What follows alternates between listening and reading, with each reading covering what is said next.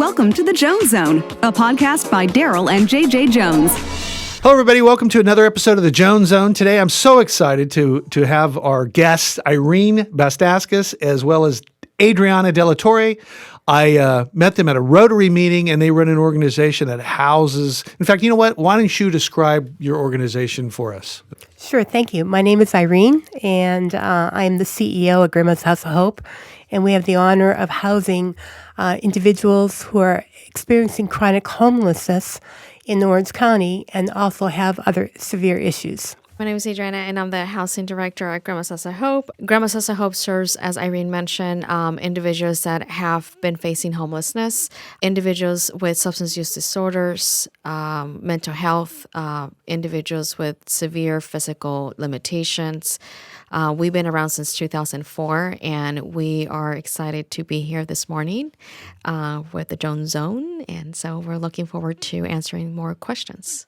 Great. Well, let's get into it. So what are the most common causes of homelessness that you see among the individuals and your clientele? I would say, as Adriana mentioned, that they're all chronically homeless, but they have severe issues. It could be domestic violence issues, human trafficking. They could be permanent disabilities, life-threatening illnesses, serious and persistent mental illnesses, substance abuse, survivors of crime, and or severe trauma. When it comes to homelessness, we know that housing is it's a human right. And so what we're seeing a lot of individuals that were displaced due to domestic violence. So we have people that are actively fleeing, and not just domestic violence, but also human trafficking and sexual assault. So we do serve individuals that became homeless as a result of the abuse that they endured.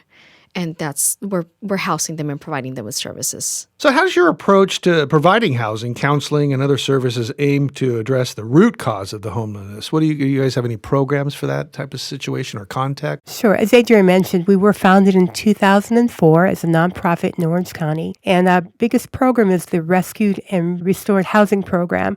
And we provide emergency, transitional, bridge housing, and wraparound services to Orange County's most vulnerable, underserved, and disadvantaged, unsheltered adult men and women. And we operate year-round. We offer 140 beds in 11 single, warm, and welcoming, beautiful family homes in Orange County, where participants live in the community and receive many services, including care coordination, case management, advocacy to promote growth, counseling to promote healing, food and basic services. We provide housing navigation, life skills, safety planning, trauma-informed supportive services, wardrobe assistance, and work development. Pretty dynamic. Thanks. Very, very Pretty proud of dynamic. We try to tackle the root of the situation as to why they became homeless. There's always a cause for everything. People just don't decide to wake up one morning and say, I'm going to be homeless today. There's always a reason why people become homeless.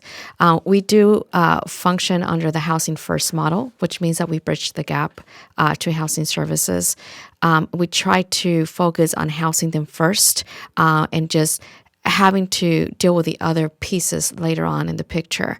Our priority is making sure that they remain housed. We do offer an aftercare program, which provides housing stabilization services and case management once participants graduate from our program and transition into independent housing. How does it work? So are you typically getting calls directly from the client and or from someone else? Our majority of referrals come from the Orange County Mental Health Service Office in Orange County. We receive referrals to our intake line. We do have an intake department. However, we also receive referrals, direct referrals from individuals that are looking for shelter, primarily those that are fleeing from crime. Wow. So we get referrals from the county, but we also get self-referrals. What are the biggest challenges or barriers that your participants face in transitioning out of homelessness into the stable, permanent housing? I mean, that's a whole different way of thinking, I'm sure. From my experience and my observation working with this population, I think one of the biggest challenges is the lack of basic skills. They've been homeless for so long that they forget the little things that we often take for granted. Just give them those basic skills, such as how to open a bank account, how do I get a new Social Security security card, because a lot of our participants, because they've been homeless, they lack documentation. So when they come into our program, we right away connect them to those services. We connect them to social services so they can apply for financial relief. They can apply for food stamps.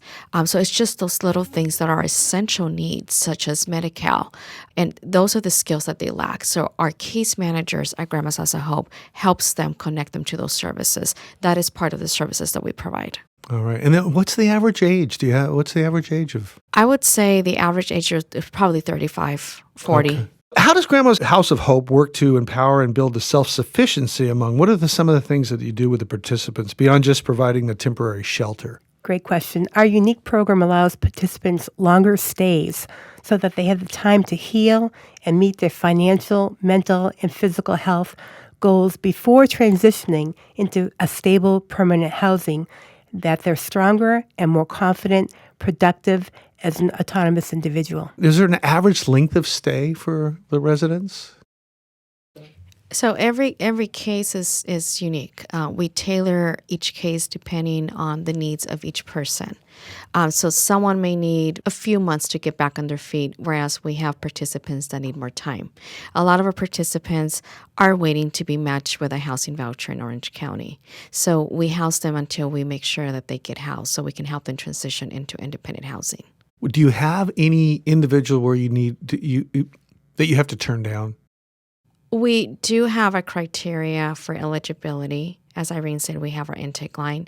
One of the disqualifiers for our program would be if they have a history of sexual offenses, homicide, and if they've ever ran a drug lab.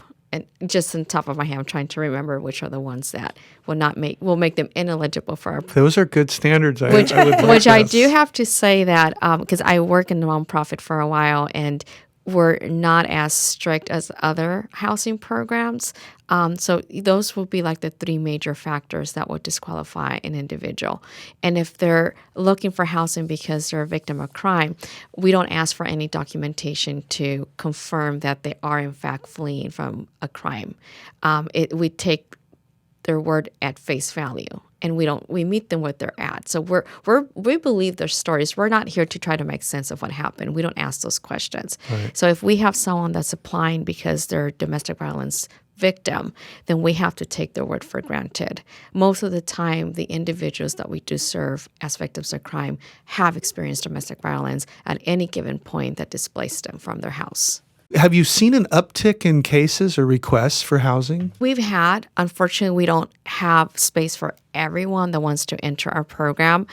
Our intake department, they do a remarkable job in referring them out to other programs that might have availability. But I have seen an uptick ever since COVID. Obviously, we know that COVID displaced many people from their housing. And so our homeless population has incremented a lot over the past few years. So yeah, we do get a lot of referrals, but unfortunately we may not be able to accommodate everyone. Yeah, I mean, there's always We try, but we at this time have 140 beds, but we will be expanding shortly to increase that number. And our goal is to, as Adriana said, some people have more of a need to stay longer with us and some do not. So our goal is to help the person through the process to get them to the end result of their own housing so that we can bring the next participant in. Tell us a great success story. You have a story of something that was such a great positive story. You know, I was recently talking to a recent graduate from Grandma's House of Hope and now who has permanent housing. And she's doing very, very well. We asked her a few questions, and I really enjoyed her feedback. I asked her, how did she hear about Grandma's House of Hope? And she told us that there was a Santa Ana social worker who advised her to call 211 because at that time she was homeless, living in a motel. 211? 211. It's an international information referral line, 211. There you go, everybody. I did not know that. And then we asked her, how did Grandma's Hope help her? And she said Grandma's House of Hope provided a safe, warm, and stable living environment that created structure, which she now enabled her to start building a solid foundation to thrive in California. And I asked her how she was doing now, and she said she's doing very well, extremely happy and grateful to have the opportunities that were given to her. And this has allowed her to become a successful real estate student at Irvine Valley College, and that she has high hopes to succeed in her future. Oh, that's fantastic. And the last piece, I said, well, what would you tell other people that were in your situation? She said a piece of advice that she wanted to share with others that would be in need is there are wonderful people willing to help you. However, you must be a willing participant in your own rescue. I want to clarify that the 211 is a national information and referral line. Oh, it's 211, right? 211. Yeah. It's a national, not international. We also have staff that were participants in our program in the past, and we help them get housed. You read my mind. I was going to ask that question: is have you had anybody We've that you've had, helped yeah. and come back? Grandma's House of Hope has been the only nonprofit housing program in Orange County that I have learned about giving opportunities to former participants as employees for the organization. So that's something that I'm still blown away to see how we can help them pull up and give them the opportunity to work for our organization. And these are the staff that they're 100% committed to the organization because they've been there before. They're able to empathize with our participants. They have a more understanding because they, at some point in their lives, were in the same situation.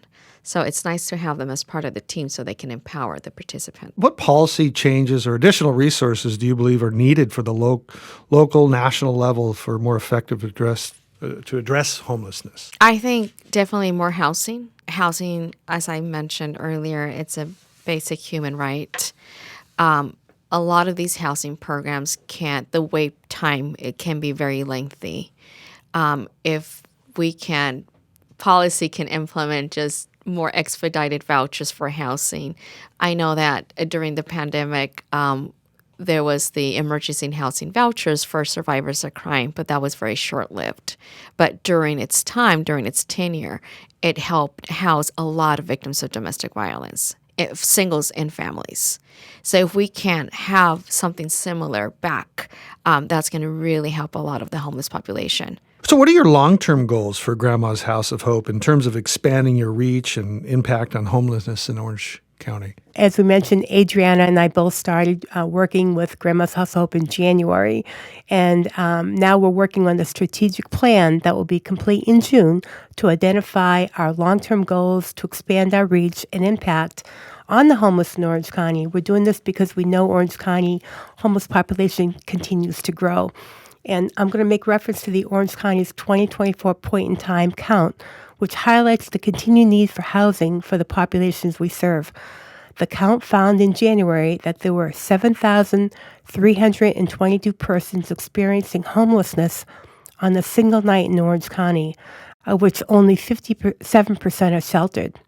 And of the 4,173 unsheltered persons, 49% have substance abuse issues, 32% have physical disabilities, 30% have serious mental health disabilities, and 10% have domestic violence structure.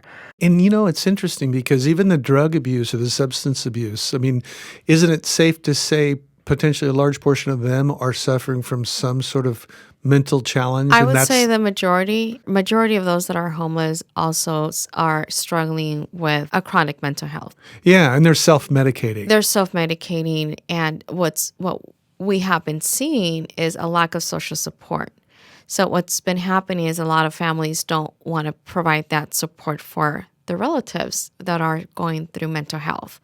And so they end up being homeless. And so we're serving people that not just have they been homeless, but they've been struggling with severe mental health. With severe, I'm talking about like paranoid schizophrenia.